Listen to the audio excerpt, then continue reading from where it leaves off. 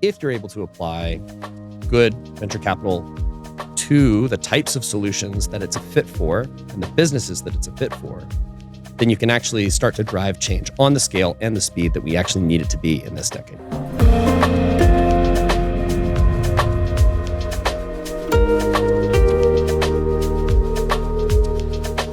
Welcome to the Regeneration Will Be Funded. This is a show about regenerative finance. We are exploring pathways to a life-affirming economy. I'm your host, Matthew Monahan, and today I'm joined by Tom Quigley. He is the co-founder and managing director of Superorganism. Folks who watched the show may remember we had a great discussion with Kevin Webb, the other co-founder of Superorganism last year. Tom, thanks for sitting down with us. Thanks, Matthew. Excited for this conversation. We're here at New York Climate Week 2024, about halfway through. How's it going so far? Well, I think my battery's about halfway depleted. So for now, where we are in the week, that sounds about right. Yeah. If someone's watching and they haven't seen the interview with Kevin that we did, can you just take us through at a high level? What is Superorganism? Superorganism is the first venture capital fund entirely dedicated to biodiversity loss. And our view is that the opportunity in nature tech is as big as the global economy. We know that nature risk and that nature loss cuts across many, many industries and sectors. So we see opportunities across the entire global economy to be able to invest new types of technologies and approaches to rewrite those sectors. And we really need to do that if we're going to stem the sixth mass extinction, which, I'm sure many on this podcast will be familiar with. But the tune of the damage is that we've had 69% loss in wildlife populations since 1970. Mm-hmm. And, it affects some different clades of species more than others, but significant losses in major ecosystems and wildlife populations. And much of that is driven by markets, commerce, economy, and the externalities of that. And so by being entirely focused on biodiversity loss as an investment thesis and looking for things that are venture profile to be able to address that loss, we think that we will see opportunities that are venture scale, the size of the global economy, to be able to make that move back into a regenerative direction. Right. So that 69% number, of course, coming from the WWF report that kind of did a study from 1970 to now, kind of losing roughly 70% of wild mammal species, but also we're seeing huge collapsing, populations and insect life, and we don't even know exactly what's happening underground, but we know we're absolutely destroying a lot of the soil life as well. How is it that, we can say the words sixth mass extinction and, 70% of biodiversity loss, first VC fund dedicated to biodiversity loss? Like, how is it that it's taken us this long to focus on this area of life on Earth? I ask myself that constantly as well. It is kind of wild to me that it has taken this long. There's, of course, many, many funds before us that have done incredible work. And I think that the climate tech movement has been a necessary condition for being able to think about biodiversity, because it is complex, and complex problems are easy to shy away from. Also, the message that often permeates up into some of these corporate conversations can often be that measuring biodiversity is hard. And the way that is understood is that we don't know how to do it. But we do know how to do it. It just involves a lot of field work and leaches and, long weeks with no electricity out, and to really understand what is going on. That's why we know about the 69% decline through the great annual report release of the Living Planet report, which should come out in October again to update that 69% number. And as we have seen the advent of climate tech, and I really think that the wildfires in San Francisco and in California have really led to a lot of capital allocators, founders, technologists thinking about and seeing this really in their backyard and seeing, what can I do about this? Right. To start driving in that direction over the past decade. And what we're seeing now is a lot of those now as second-time founders starting to tackle some of these more complex problems around biodiversity, ecosystems, communities, and being able to think about some of those systems complexities in a more thorough and robust way. Mm-hmm. So we're certainly not saying that climate is not a complex problem, but if your top level goal is to reduce CO2e, greenhouse emissions, then you can work across a lot of different industries. You can work across a lot of mitigation hierarchy for this. But overall, you're trying to work towards the same number, peaking and going back down. And for biodiversity, the goals can be very different depending on where you are, depending on the ecosystem, depending on the state of that ecosystem. For some places, it could be invasive species removal. For some places, it could be plastic infrastructure to be able to stop use of single-use plastics, start in recycling programs, and do some cleanup of some of the things that are existing and out there. And the drivers of biodiversity loss are myriad. They're different than the drivers of climate change.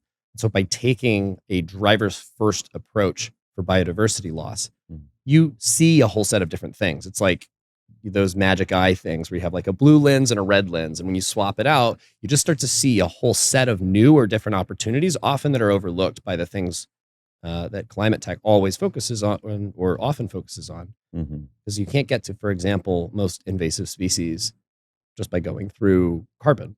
In fact, there are only a few cases where invasive species and carbon really truly overlap. And yet it's driving something like a report came out last year saying 430 odd billion dollars of damage to society, cost to society each year, and untold harms to ecosystems as well. So our approach is to go drivers first for biodiversity loss and to look for where there are opportunities that venture can specifically play a part to be able to make rapid and scalable change that will affect biodiversity at the global scale.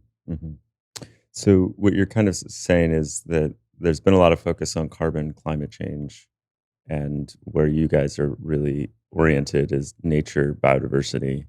And I think most people are now familiar with that kind of nomenclature as that distinction, and it's very common amongst the circles like here at Climate Week. But yeah, just to kind of really further and advance that point to make sure people understand, like, do you see it as like carbon climate change is a subset of the whole nature conversation? Do you see them as kind of two pillars and that there's 3, 4, and 5, also that are next? Like we're going to talk about water next, or we're going to talk about, other aspects of the biosphere and the integrity of our Earth's ecosystems? Or do you kind of see nature as kind of the all-encompassing taxonomy?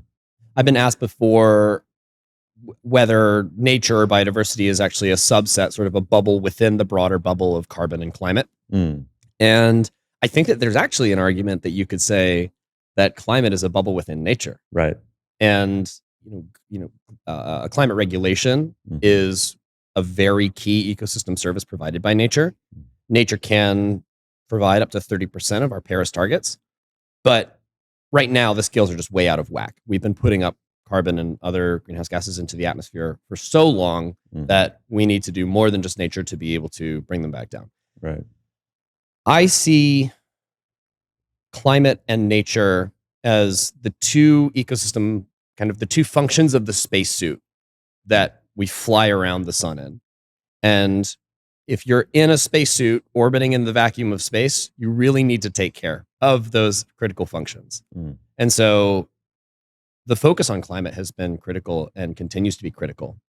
But there's been much less focus on thinking about biodiversity as a complex working system to provide all of those spacesuit requirements for us to continue. And we really need to land the plane on both of these, because if we win on climate, but we don't win on nature, we're still boned.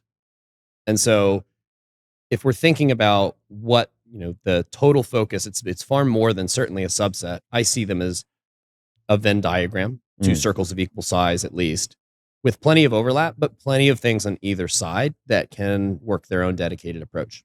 So what are some of those major causes of biodiversity loss that you're seeking to address? Yeah, we spoke earlier about this Venn diagram, right, between climate and nature, and that there are a lot of things in the middle, but there's a lot of things on the outside as well. And the importance of taking a biodiversity first approach is that you have to understand what is driving biodiversity loss specifically. And it's largely driven by 5 major forces: overexploitation of resources like timber and fish, land use change, habitat conversion broadly, invasive species, which often doesn't get caught up in some of the other climate or carbon conversations. Yeah. Pollution, and this is not just things like plastic or oil, but also PFAS or other types of environmental toxins, heavy metals, and climate change. And climate change is interesting because it is a driver of biodiversity loss, and biodiversity loss can continue to exacerbate climate change. So it's this circular thing. But if you rank the severity of each of those drivers, you actually see that it's not the highest on the list of those 5. Hence the importance of going biodiversity first, right? Land use change and overexploitation is significantly higher. And it depends on what ecosystem you're talking about. Freshwater will be different than ocean or terrestrial. But by focusing in on each of those drivers and saying, which of these is this type of solution really affecting? How is it affecting it? Is it kind of a drop in the ocean? Is it just going to take the degrees down a little bit, but it's still going to be above boiling, as a metaphor? Or is it really feasibly going to drive significant ecosystem or species benefit? Those are the types of ways that we approach the sort of quantifying the biodiversity impact of the startups that we're looking at. So why venture? Like, both personally, why venture? You care so much about the earth and stemming the crises that we're in. And yeah, curious like how that lands for you, as venture being the place to put your energy, but also like why venture in terms of as a vehicle for addressing these crises? I started my career as a conservationist, actually. And so a lot of this is very much coming through a journey, starting as an outdoorsy kid and being a ski instructor growing up, and then a climbing instructor, and then a dive instructor, working through high school and college, and then doing an ecology undergrad and becoming a conservationist in the field, working in Australia, Madagascar, the Cayman Islands, really spending time going up the conservation career ladder. At the same time, seeing how conservation is applied in the field and the types of challenges that we're actually faced out there. And a couple of things started occurring to me. One is that we were all very well trained as wildlife biologists, but so many of the problems that we were seeing that were driving loss were economic challenges. Right. And certainly I didn't feel, as a wildlife biologist, trained to be able to address those types of problems. Yeah. Also learning more about environmental economics, ecosystem services valuations, and some of this value argument for nature that just seemed very interesting. So in about 2014, wanted to move in the direction of business and go whatever way I could to that someone would hire a field biologist into a business degree. And I had a great opportunity, joined a startup as employee number 2, and fell in love with tech. And so for the next 3-4 years, helped scale that company up as first an everythingist on the team, operations, and then dialing into growth in the later few years. And so now I've got 3-4 years in one, 3-4 years in the other, trying to look in the middle of this Venn diagram, which at that point felt like a line or maybe even a point. And if there was that much overlap at all, I found a really interesting organization called Conservation X Labs that was thinking about how do we use technological innovation to apply to conservation challenges, and joined them, again, early team, and had a terrific experience working with a lot of different innovators, both scientists and technologists, on taking some of the new advances in AI, remote sensing, drones, thermal, and applying it to the challenges that we see in conservation. After 3-4 years there, I'm starting to now watch the rise of climate tech and see some of these companies that are addressing climate change in real scalable ways start to get some of the best talent, some of the best investors, millions of dollars of capital, in a way that I wasn't yet seeing happen for nature and biodiversity loss. Certainly there are plenty of those companies that could be categorized as affecting biodiversity. And again, to kind of the categorization of thing we talked about, you could very clearly think that Planet Labs, that Impossible or Beyond, these are companies that have significant impacts to biodiversity. but it wasn't quite happening. It wasn't yet connected entirely, and certainly not explicit, right. There at that time was nobody thinking or talking about what it would look like to do a biodiversity focused venture approach. Maybe a handful of people, and one of those people was my business partner Kevin Webb. So back in 2019, as I was working at Conservation X Labs, he reached out to me as he was exploring this theme throughout a master's degree at sustainability science at Columbia after a long career in venture. And for the next few years, we talked. I saw some of the angel investments that he was getting into, was getting more and more impressed and more convinced at the opportunity set for venture capital to be able to both return, because now I have a tech background and I'm familiar with the type of company that needs to really go up that rapid scale, and starting to see those types of companies more and more in Kevin's angel portfolio. And starting to get more convinced that venture has a role here and that it's completely underserved in the broader ecosystem. And in fact, these companies that we would call nature tech now were hiding in these other themes. They were hiding in cities or climate or agriculture and calling themselves those companies, when really the most impact that they have is to biodiversity. And in fact, that's played out. Some of our portfolio companies, one of them told us recently that he said, this is a quote, "I used to hide that I was a biodiversity company. Now I lead with it." And so we started thinking that actually venture is, when done right, can drive global scale change in terms of impact in under a decade. And those are the types of solutions that we need to start putting in place, from the scale of the problem, which is enormous. Right. Yeah. So, I mean, venture capital is having a tremendous impact on our planet, and you kind of emphasize size or scale and speed, right? And so, I used to run a venture-backed startup.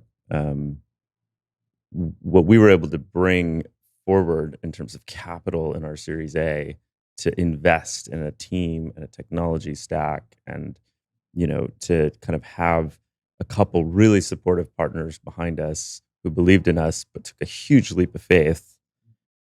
We were able to build so much so quickly with those tens of millions of dollars and move really quickly. And we would have never been able to do that by rocking up to Wells Fargo and asking for a small business loan. We would have never been able to do that asking for grants from philanthropic space. We would have never been able to do that maxing out our own credit cards, right? So it's such a clear model for those characteristics of scale and speed. But I guess the trade is that we are, essentially those investors want a return, right? They're just being patient about that return. And because it's so risky, it means that, most of these things are going to fail, which means they want a really big return on the ones that win. And I asked Tom Chi this, and I asked Kevin Webb this, like, I'm of two minds about applying venture in this field, because I'm concerned that it's not that I'm concerned it won't work. I'm concerned that it will work too well, and that we'll wake up 10 years from now or 15 years from now, and you'll have handed over the portfolio companies to the next investors, and they'll have handed over, and they'll have handed over, but that the growth incentive persists. And I'm just wondering, like, how do we ensure that the companies that do make it don't become the new class of companies that we currently struggle with, where the people don't necessarily have bad intentions, but the growth incentive that's embedded into those models just kind of persists. And we have, government capture and, resistance to change and lots of environmental, externalities that are happening as a consequence. So I know I've kind of embedded a lot into that question, but since you're so thoughtful about it and coming from a conservation lens first, and I know you're thinking deeply about theory of change, I'm curious how you're thinking about those dynamics. I think about a business like an organism, and every individual in that business is a cell, and it has a function. And over time, as that organism grows, the number of cells multiplies, the number of functions multiplies, and it goes from being a lot of very pluripotent cells that are generalists that do kind of everything, know everyone, all share the culture, to very siloed and highly specific cells that are running their own functions. And those are really the cases where, especially over time, we see some of those incentive structures start to work against sometimes the mission of the organization at full stop. Right. And so where we're really looking to try to avoid some of that is through the founder, through the culture. These are really important because as the business grows, those are the things that are really going to help maintain the purpose, the mission, the drive, and then who they're surrounded by, who's on their board, who are their advisors, who are they hiring to be able to make sure that that is a strong culture fit for growth, because that sets the standard and for the overall mission over time. Now, there's a lot of unexpected effects that can happen. You could look at something that makes sense in a small scale, and then once it gets to large scale, it's market distorting. Right. And those are the kinds of things that can be a challenge with venture capital. Sure.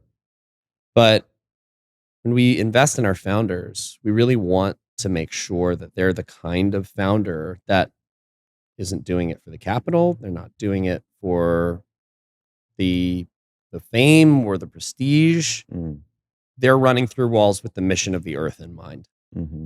That I feel confident even that if my companies felt that they were and could defend and saw through good science that their products or their services were having a harmful impact on the planet, contrary to the mission, I feel like most of them would choose to hard pivot or even shut down because they're in it for that reason. And those are the types of founders that we're really seeing and that we're investing in. Now, again, founders can change, lives can change, and that's where culture and the fit from people being able to be around those structures starts to come in.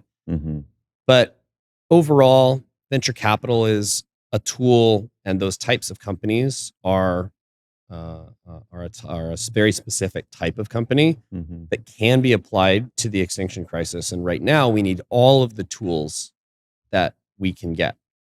And if we're working towards with that like shared global viewpoint, that the type of growth that we've been seeing on the planet is the wrong type of growth, it's an extractive growth, then I feel that there are still multi-decadal opportunities for regenerative growth focused entirely on undoing the harms that we have done and stewarding a planet that is able to thrive for both humans and nature. I'm curious, like, looking at venture and saying where venture is appropriate or where venture is useful in this biodiversity conversation, like what are maybe some of the characteristics of the types of companies or solutions where you're like, okay, that's where venture fits, and or what are some of the types of things where you're like, no, venture is not a good solution for that?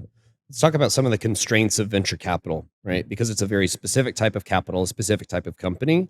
It's rocket fuel. If you put rocket fuel in a car, you'll blow up your car. And there are certainly very, very many great and impactful businesses that can't and shouldn't be taking venture capital money. And we try to be clear about which those companies are and which that rocket fuel is actually a really good fit for. So some of those constraints is that for a venture capital fund to return, like you said, it's a very high risk, early stage portfolio of companies. Most of those companies are probably not going to return capital to investors. They'll either continue as a sort of middle grade good business doing some millions of dollars in revenue, or they'll go out of business entirely. The other constraint is time, is that generally these funds are structured to be a decade-long fund, and you need to have the third part, an exit. It needs to IPO or have some type of a merger acquisition. So those three specific structures make for a type of business, a type of capital that not all businesses are. And in fact, many businesses don't want to be or shouldn't want to be. Right. Maybe they want to have a longer than a decade view on the type of business that they want to build. I certainly do. Maybe they have no intention to exit. Maybe they have, they don't want to keep raising capital. They don't want to keep growing to that level. And so what we are looking for are the types of businesses that we think can realistically tackle that opportunity and be able to engage with really that type of capital and grow in that way, and be very clear-eyed and unapologetic about that, because not all companies are that, not all founders are that, and they shouldn't all want to be. Mm-hmm. The ones that we are looking for are working in a large and existing market. And we think that that's important because as one of the early and only biodiversity focused investors, there's not an awful lot of huge downstream growth capital to be able to say like, yes, give us all your biodiversity companies. Right. We need to be able to work within the other existing capital and market structures. Got it. So climate, ocean, ag, food, material, fashion, government, whatever, something that exists now that's funding now. So there's both downstream capital and there are these large markets that are ready and willing to buy, because revenue is the lifeblood for companies and it gives them the degrees of freedom to be able to grow in new and different ways. So we look for those large and existing markets. We look for a very clear value proposition from the product and the service that is solving a really clear and defined problem within those markets, and a lot of traction. So, for example, one of the companies we invested in is called Spore. Spore is an AI tool that works with offshore and onshore wind to prevent bird strikes. And while bird strikes aren't as big of a challenge as, say, like cats, it's going to be a spicy take, but cats kill 1 billion birds per year. And they are very relevant within those industries. And so if you're doing permitting and siting for a new wind farm, you need to make sure that you do your environmental impact assessment, that you're not positioning it in a major flyway, and where you put that really matters.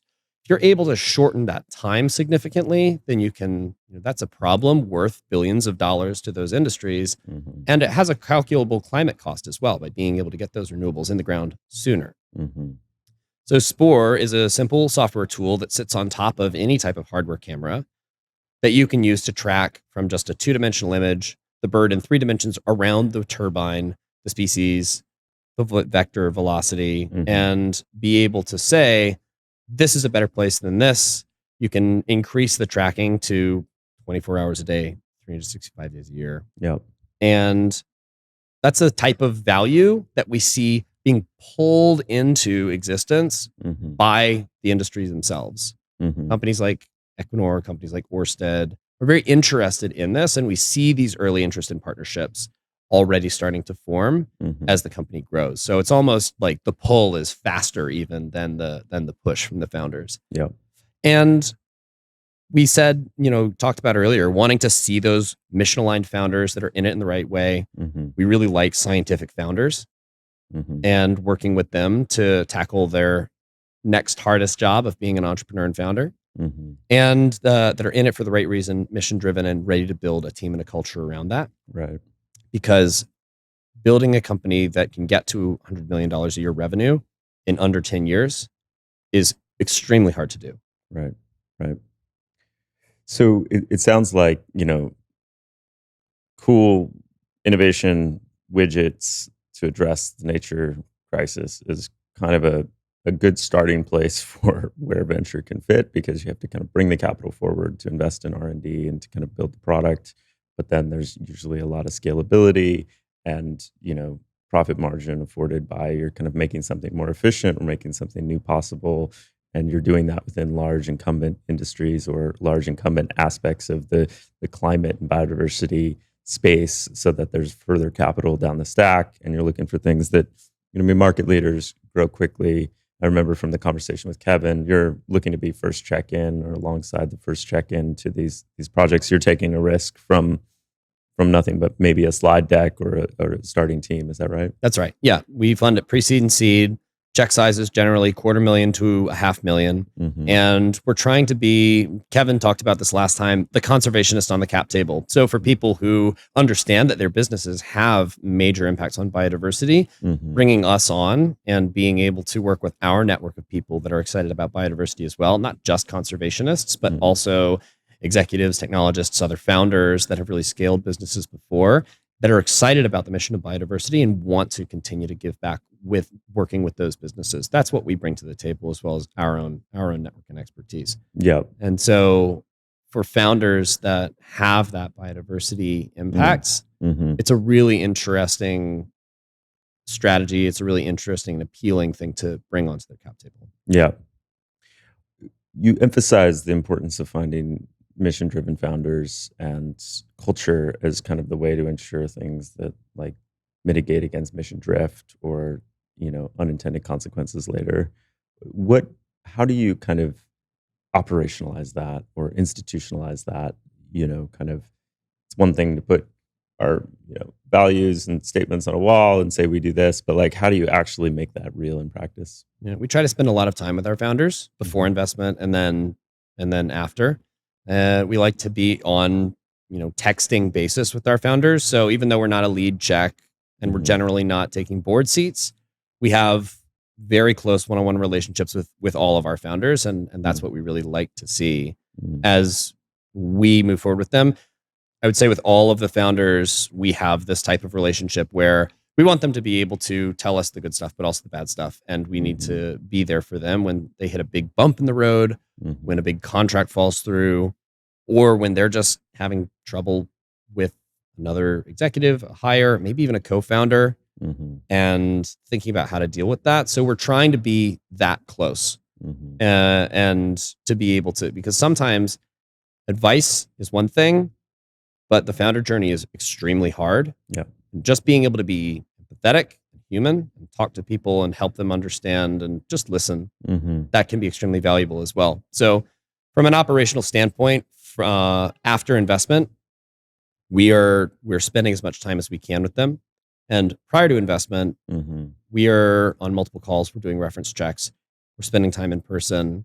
And we're talking to other members of the team or people that have known and worked with them before to understand, try to get this 360 view on who this person is. Are they in it for the right reasons? Are they going to pivot into being a SOC company in 3 years' time or whatever? How are we going to get down to that? Like, what is your core? What is your motivation? Yeah. I've been following the newsletters since you guys launched, really. And what I've noticed is that you have a high velocity of different interactions across the ecosystem. It seems like you're seeing a lot of different sectors kind of deal flow. Obviously, that's your job. You're out just hunting for great entrepreneurs. And but it kind of reminds me of the philanthropic space where the funders have an incredible amount of convening power and kind of get maybe a bird's eye view on a lot of different things. And yeah, curious if you can just share more about like the strategy and how you approach that. Cause I know it's just you and Kevin. I don't know how you have time, to do it all. But also, yeah, your meta observations. Coming to events like New York Climate Week is really critical when we already have a quorum of people that are coming to an area, and we really try to take advantage of those and run events, bring our community together, the people that are working within nature tech from both the funder and science conservation founder side. So we try to act as conveners and just pick a place, have everybody show up. Sometimes at places like New York Climate Week, few too many people show up and there's a little line out the door. Yep. The other day we did a birding and bagels excursion in Central Park with Planeteer Capital, our friend Sophie Purdom. We had 300 people register for it. And I'm glad that not 300 people show up. Our birding guides, who are terrific, from BirdLife International and Audubon and Cornell Lab of Ornithology and others, were emailing us like, we can't take 300 people birding in Central Park. Classic. So whenever I was one of the no-shows. I didn't wake up. Let me say thank you. Honestly, we needed people like you this morning. Yeah. And Sophie, if you're listening, I'm still trying to get you on the show. And so we like partnerships. We like collaborations, bringing communities like Sophie and Planeteers and ours together so that we have mixing, because biodiversity really does cut across climate, oceans, agriculture, food, a lot of these different verticals, and we need it to. And so we like partnerships and running events with our friends, running events at conferences. When we travel somewhere, we let everyone that we know that we're in the city and just say, here we are. Come have a hike. Come meet us at this bar. Mm-hmm. And, consistently what we have found is that the value of just putting good people in a room together far outweighs any type of direct value that we could be providing. Yeah. And nothing excites us more than seeing new collaborations start to spring up from those types of light introductions and areas that we're making. Mm-hmm. But I think that now we're really starting to see this inflection point where maybe in the past 2 years, it's been people we know that we're bringing together. I had an experience on Tuesday night where we had a celebrating nature tech event with Nature for Climate and Nature Tech Collective after the Nature Positive Hub. And there was a line out the door.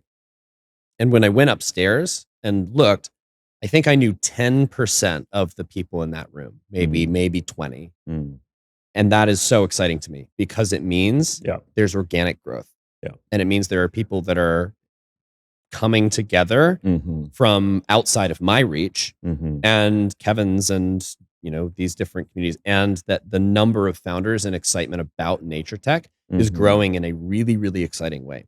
So being able to see that growth and then talk to other investors in the VC space and say, like, this is coming. Are you looking at biodiversity? Like, how is that intersecting with your oceans thesis, for example? And talking to LPs and saying, this groundswell is really coming. It feels like being on the front wave of maybe what climate tech was like 10 years ago. And the excitement is felt by the people in that room very much. That is consistent with my experience so far as well. And I haven't been going to as many of the events because we've been here, but the repeated theme that events are overbooked. I don't remember that as much last year. And, we're doing an event on Friday and we're also seeing like just people we had no idea, we didn't send an invitation to, we don't know how they found out about it, just requesting tickets. And it feels like there is this organic push demand on, like, because there's a lot of events happening. I mean, this is a big city. And so for that many people to be brimming at capacity, at very different aspects and sectors and, types of gatherings. But climate tech VC is down recently, right? I mean, the last couple of years has been a bit lagging where climate tech was before in terms of investment dollars. I'm not familiar with all the latest stats exactly. You can kind of help me understand it, but are we seeing kind of the numbers back what we're experiencing in terms of this organic demand? All VC is down in the past few years. It is really since 2022 to around 2022.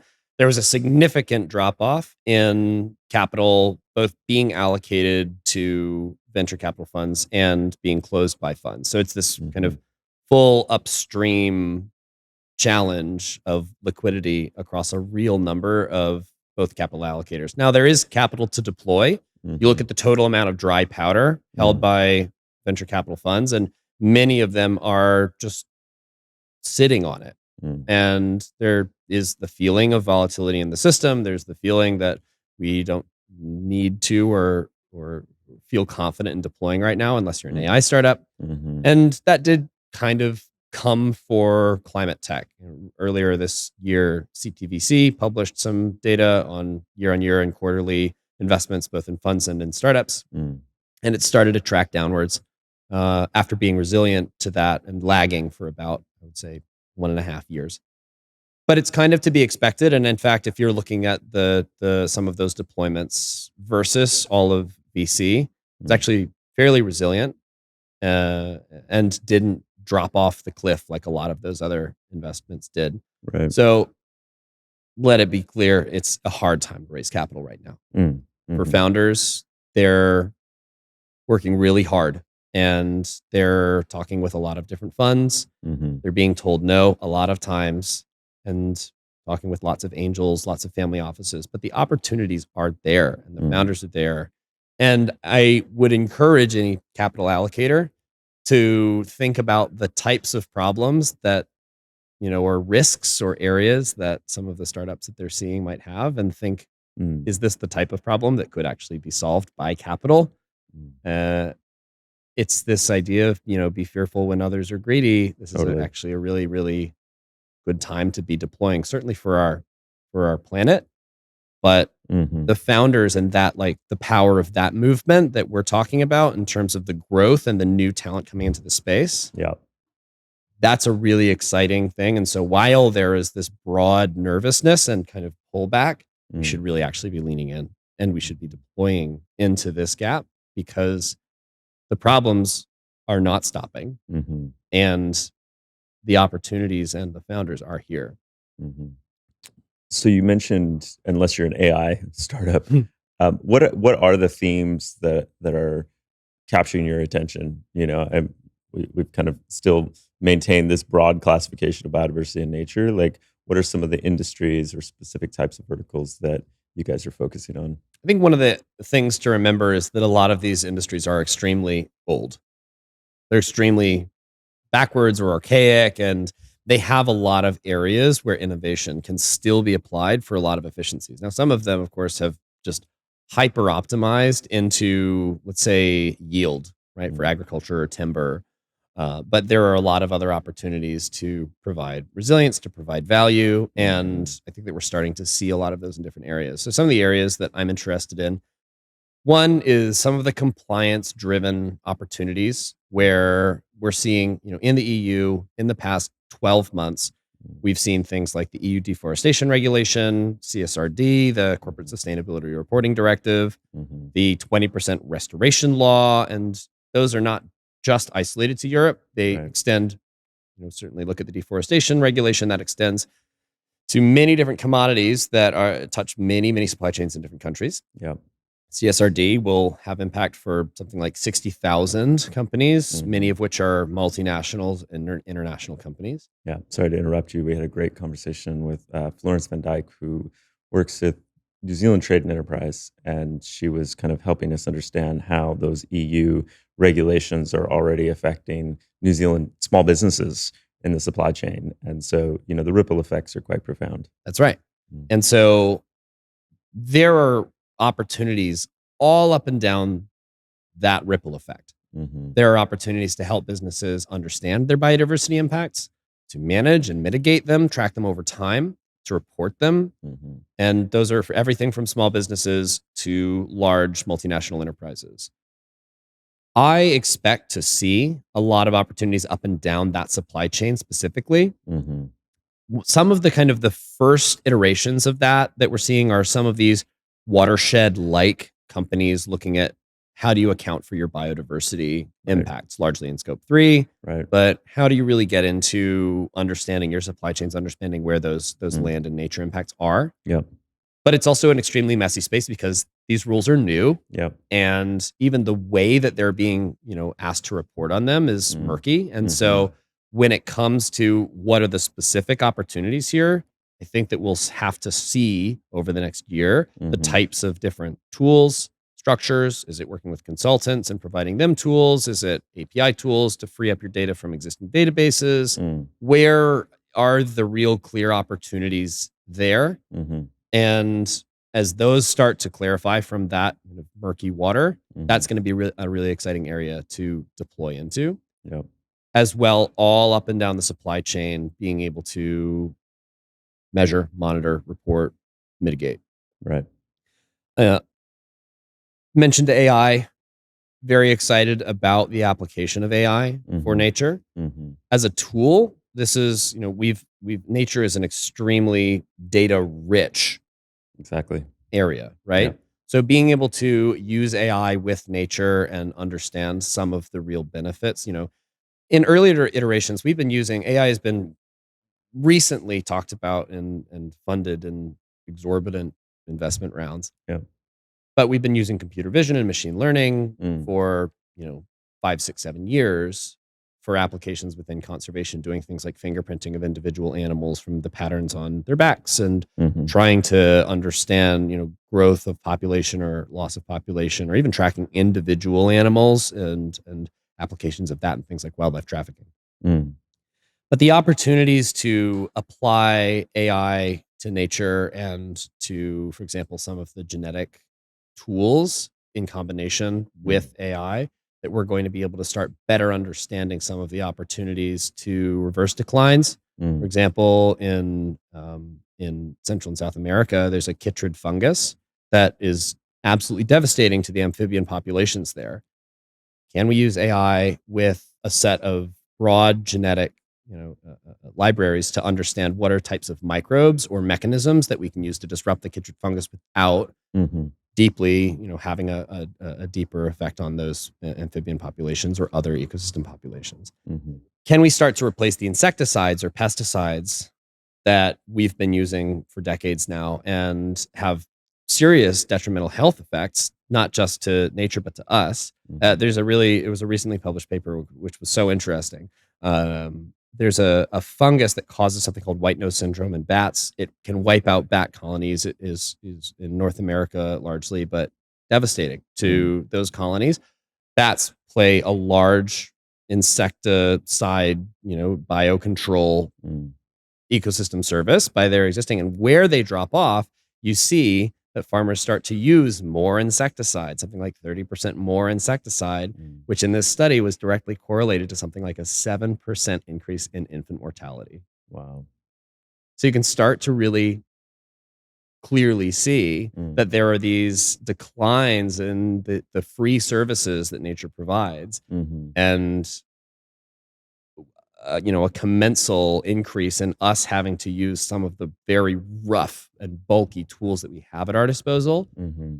So let's both work to restore nature and refine those tools to be able to, decrease waste, increase livelihoods, decrease mortality, both of nature and humans. It's all a system problem tied up together. All of that is to say, we see a lot of opportunities to take the nature system, big complex data problem and use AI as a tool to see through a lot of that, to see some of the linkages there, and really to drive a lot more efficiencies within industries that have been extremely inefficient and extractive. And through that, we expect that we're going to be able to see significant gains for biodiversity over time. We know that we already have seen the applications of AI for conservation, and it's those applications of AI within the industries that have the highest impact on biodiversity that we really are excited to see some of those opportunities in the future. Great. Any other verticals or kind of sectors that are particularly notable at this juncture? I'm still interested in carbon. And I think that part of the reason to be interested is because everyone else seems to be afraid of it. Because especially with something like preventing deforestation, this is something that we know that we need to do. Everyone has moved really to thinking about restoration. Very important. But the protected areas on our planet and an existing standing forest is super critical to be able to maintain. So glad to hear you say that. I don't know the best way to do it, right? Yep. I'm not here with the answers, but I am saying that we critically need to understand how to do that and how to continue to support those areas well. Yep. So I'm still interested here, even though there's been kind of a broad nervousness in carbon generally. I am also very interested in agriculture. And one of the things that I think is interesting is to say, I love regenerative agriculture, but I also want to see these opportunities in broader agriculture, because we need to look at the cornfields, the soy fields. Are we going to be able to create the incentives to restructure those back into prairie to be able to provide new or other opportunities for that industrial scale agriculture? Right. Can we put in biodiversity strips? Can we put in migration paths? Right. Can we fully reconvert? Right. What are the incentives that we need to do to be able to turn the industrial level of agriculture, both in places like North America, where it's been very industrialized, or in places like South America, where it's a little more decentralized? How do we flip those incentive schemes? And we certainly need to, especially beef, corn, soy. Yep. So still very, very interested here and wanting to see a lot of new startups and opportunities. And if I could think of something that I wanted to see more of, I'd like to see some more invasive species startups. It's a super tough problem. It's very species specific. Mm-hmm. But I do think that there are a lot of opportunities for solving problems here. We've seen from governments that there's a large willingness to pay Mm-hmm. to solve for some of these problems. If you can do dual use technologies that can work for both invasive species prevention and within other industries, then you can, use the capital in from one to start funding the support of the other. It is probably one of the tougher or maybe toughest problems within the drivers of biodiversity Mm-hmm. because it's a real externality. Mm-hmm. Once an invasive species gets there, arrives, and then starts to spread, it's kind of no one's fault. It's not like there's a corporation or someone at blame always that you can start to, ask them to pay to do cleanup. Right. And it's often everyone's problem. Yep. And it's just the government that needs to pay out of coffers and taxes to go and clean it up. That's tough. Mm-hmm. So being able to set new incentive structures and approaches to solving the invasive species problem is a really interesting one. And I'm putting out the call. An example of this, I'd call one of our portfolio companies, Inversa. They do luxury leather out of invasive species. Mm-hmm. So they work with lionfish out of the Caribbean, Burmese python from the Everglades, and Asian carp from the Mississippi River Basin. And, to give you an idea of the extent of the damage here, when Burmese python, I'll get these numbers slightly wrong, I promise. But when Burmese python were introduced into the Everglades 20 odd years ago, the populations of bobcat, possum, and raccoon each dropped between 90 and 99%. And so, these are larger animals in these ecosystems. Mm-hmm. That's going to spill over up and down. And it's a big problem. Yeah. And the Everglades are a tough area to work in. Mm-hmm. So by being able to work both with governments and municipalities Mm-hmm. and do that level of removal, and then also go up to these luxury fashion providers Totally. and start to even replace the exotic leathers that they may be using, Mm-hmm. but providing them something that is leather, is available now, and at the scale that luxury providers need. Certainly it's going to be tough to replace all car seats, Mm-hmm. but for the luxury market, it's a very good unit fit. And being able to offer multiple products, multiple colors, and ready to go right now, this is a really interesting way to start solving for the invasive species problem in a way that has immense impact. Yeah. Yeah. You're preaching to the choir. I live in New Zealand, and invasive species is kind of priority one, conservation challenge. And, New Zealand was an area of land that emerged from the ocean without any mammals for most of its history. And as a result, half of the bird species are endemic to the islands. And then, during the waves, especially of colonization, all of these different mammals were introduced, notably possums and stoats, and, rats came on the ships and things like this, also predating the waves of colonization. But the fur trade was one of the driving motivations for introducing the possum. Was Talk about unintended you could still consequences. see the newspaper clippings of like scientists speak out, say this might not be a great idea. No. And so it's just devastatingly ironic that we're like, well, we have to reintroduce a fur trade, leather trade to deal with the invasive species. Yeah.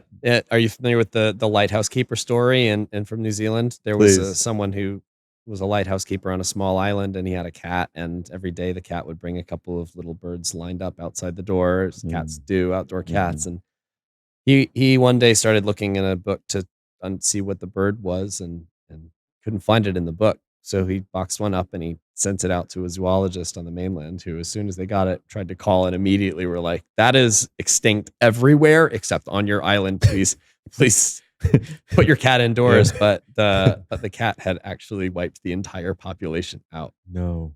And so it's one of these. Oh man. It's a single individual that is responsible for the final eradication of an entire species. Wow. What about robotics? When I'm on the farm, I often just kind of see different use cases and opportunities where I'm like, wow, the opportunity once these robotic devices are the battery life issues and the mobility issues and kind of the precision, which we're not that far away from, obviously, combined with AI and the optical detection and so forth. Like, seems like a whole new world of possibilities for restoration, conservation, different aspects of automating ecological repair processes that we don't necessarily have the either the workforce currently activated for, or that would just be so cost prohibitive to do. How do you think about this area? Yeah, I think there's a lot of opportunity for that specific thing that you said is being able to tackle this wholesale conversion problem of that over the past few centuries of how much habitat we have converted into human use, things like fields or cattle ranches, and Mm, understanding now that we need to move that in the other direction. That's a scale problem. mhm, And a lot of that is human limited, right? It's us trying to individually plant trees or mangroves individually, trying to mhm, go one by one, and where the scale of this problem isn't on the hectares, it's on the like millions of square kilometers. right. So robotics is a really great way to be able to start to scale some of that stuff. We've got a Mhm, couple of companies in the portfolio, some are stealth, so can't go into too much detail, but mm, thinking about where we can use that like human robotics interface to really be able to add an order of magnitude on our effectiveness or more to be able to do that restoration. mm, You know, the common thing is that hardware is hard, and the caution here is that hardware in nature is harder, and mm, the ocean wants to devour everything that you put into it. It's probably harder than space. mm, The trying to operate in places like rainforests where you're high humidity, low service, mhm, far away from charging stations, mhm, and batteries famously do well in very humid environments.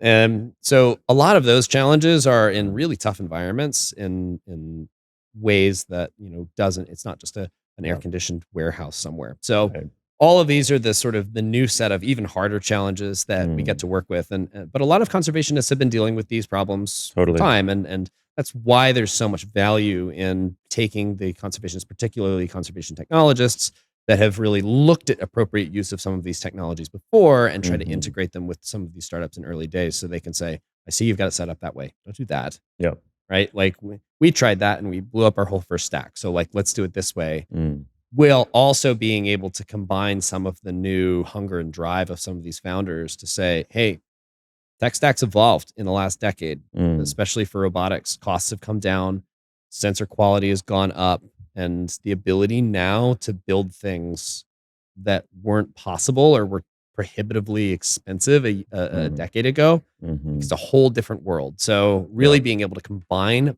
both of those two things together is an exciting area. We see opportunities in forestry, agriculture, ocean exploration and mm, monitoring, MCDR and the MRV required for it. mhm, Just a lot of interesting opportunities, and particularly around restoration. yeah. You mentioned carbon. Obviously, it's been a tumultuous ride around things like carbon credits, and there's a lot of talk about biodiversity credits, which you haven't brought up yet. Curious, like, how are you thinking about that space and field? How do you relate to it as a potential revenue source for the portfolio companies that you're investing in?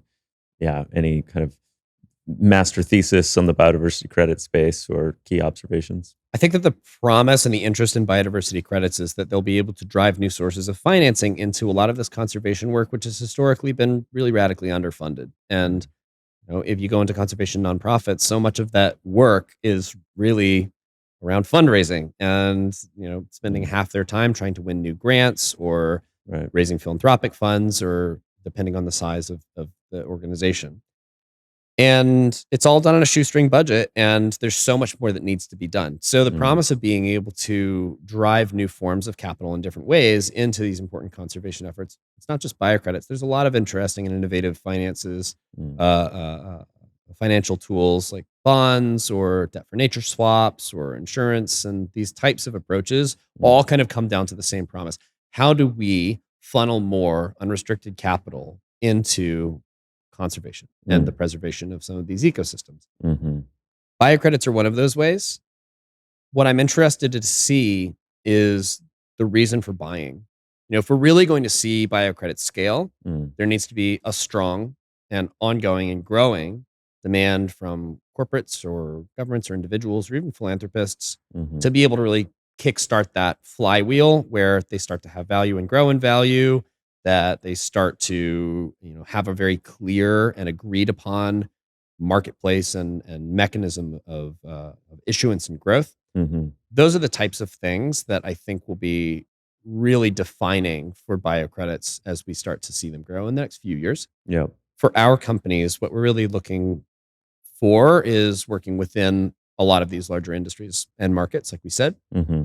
that are already multi-hundred billion markets to work within. Mm-hmm.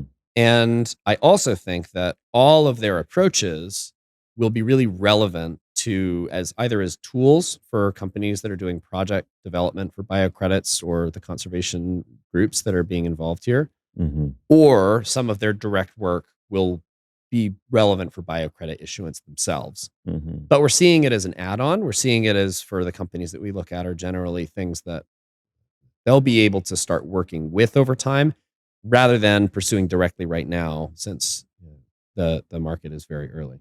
Great. Just two more questions. Why superorganism? Why did you choose that name? I love the name so much. And superorganism to me, so first, the species definition of a superorganism is a species that really it shows emergent properties, almost a society or a culture. It works together, and sometimes for an individual will have negative effects, but for the society as a whole could have overall fitness increasing or positive effects. Right. I love that concept. And that's like the entire concept of that is very much what we think and believe and want to share with our work. Right. But not just that. You've also heard that there is a ecosystem level of superorganism, that things like coral reefs are referred to as this superorganism, where not just the individual species working together, like a coral polyp forming an entire coral colony with all of the other polyps, which actually, fun little trivia bit, our superorganism logo is in fact a coral polyp. It's a scleractinian. It's a hard, stony coral, which are the reef builders. And so metaphorically, you see that a coral reef is referred to, can be as a superorganism. We've heard that the tree and mycorrhizal fungal networks in forests together as this superorganism, used kind of metaphorically, not specifically, but also love that concept of being able to have these multiple species working together in one big formative. There's even gone so far into that Gaia hypothesis that the entire planet and all of its ecosystems and all of its climate regulation is itself a full superorganism working together. And that was a hypothesis from the, I think, 80s. But I also think that there is a technological superorganism level where we're starting to move into this era of connectivity, era of internet and data and communications and AI all together, forming this superstructure around humans and the way that we work in and with nature and the planet, which is a relationship that we need to repair. But we have also built this almost fully standalone superstructure around us. So now we're this superorganism ourselves, a species that's certainly driving a lot of emergent behavior, as well as this technological superorganism that we're in cyborg-like, shared life with. And the whole concept, from everywhere down to species, all the way up to a planetary scale, shared technological fate, is somehow captured in this one word, which is long and weird and very unique. And as soon as we saw it and kind of, I wrote it on the whiteboard when Kevin was in a meeting, and he came out and just stared at it and was like, yeah, that's it. Do you tune into the Nate Hagen's podcast? My secret shame that I admit here is that I'm not a big podcast listener. Yeah. Podcast stalker. Well, Nate Hagen's is definitely one that you would enjoy, and he uses the term superorganism quite a bit. His podcast is called The Great Simplification, with a lot of leading earth scientists and kind of scary prognostications of the state of the biosphere and habitat and climate. It's quite fun. We had a similar exercise around choosing biome for the foundation Biome Trust, and this kind of nested fractal, scale that biome can refer to the gut biome or to our bioregion or to larger scales. And yeah, just this kind of ability to move between scales is something that's really fun when thinking about these issues. Yeah, great brand name. And those branding exercises are really fun, but surprisingly hard. It took us months and over 200 or 300 name ideas to finalize Superorganism. Yeah. Yeah, I'm still often surprised at how many people call it biome.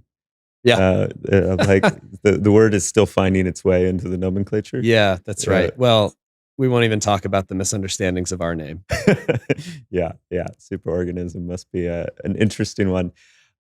Okay, so my final most important question. I noticed on one of your messaging groups that you said that sea slugs was the best species. Explain yourself. Don't even get me started. So if I felt like all was trending well and that there wasn't something that I personally could do to have a higher leverage on the planet and its direction, then I would be a very happy sea slug biologist somewhere, living out on an island and diving every day. If you're a diver, finding a sea slug is like finding a Pokemon. It's like finding a little Easter egg on the reef. And they're anywhere from, just poppy seed sized all the way to this big, free swimming sea slugs. They have all of these different life history traits. Like some of them are parasites that free float with jellyfish. Some of them are will live their entire lives on a single piece of algae and just cruise around eating encrusting algae on it. Some of them mimic other corals and are impossible to tell apart. Some of them will steal the toxins that they eat. Some of them will even steal the stinging cells from the corals that they eat and transport them to the outside of their skin to act as their own defenses. And there are something like 3,000 or 4,000 species of mammals. There's something like 3,000 or 4,000 species of sea slugs. Wow. And every one of them is this neon rave. Some of them are muted and cryptic, but a lot of them are just full on flare and neon colors. And it's just one of the most unique and interesting things. I think that for the same reason people like birding, to go out and see something and be like, I'm not a birder, so I'm not going to try to make up names of birds here on record. But being able to go diving and look for and then tick off your life list of nudibranch scene is just one of the most interesting. And it's a life goal of mine to discover a new species of sea slug. So one of these days. Excellent. And if there's any sea slug biologists watching or listening, having one named after me wouldn't be bad either. Great. Well, we'll end it there, Tom. Thanks so much for your time. I learned a lot just listening to you in this conversation. You're very knowledgeable of the space. Any final words you want to share? Something that I like to end on is that think about the 69% decline chart and think about where you were born on that chart. And that can be a depressing concept because it means that if you just follow that chart down through the course of your lifetime, you can think about how much has been lost. But we have to be able to tell stories about the future that are inspiring and promising and that talk about the type of future that we could have and fight for. And by putting yourself on that chart, you see where things have gone since then. But if you look backwards, up that slope, then you can start to see what the planet is capable of. And we can start to work towards the world that was taken from us and think about that there is even more nature available than you even can imagine in your wildest memory. That there's even more. You can turn up the volume. You can add more insects, more birds. You can add more deer or zebra going through the meadow. And it's an inspiring story to start to paint, and we need to start doing that more. So that's what I'll leave it with. Tom Quigley, thank you so much. For more on superorganism, just go to superorganism.com. You might be interested in also clicking through to the conversation we had with Tom's co-founder, Kevin Webb, at last year's New York Climate Week. There's links in the show notes. You might also find value in the conversation we had with Tom Chi, also around kind of nature tech investing. All of these conversations are available at maearth.com. Thanks for tuning in, and we'll see you next time.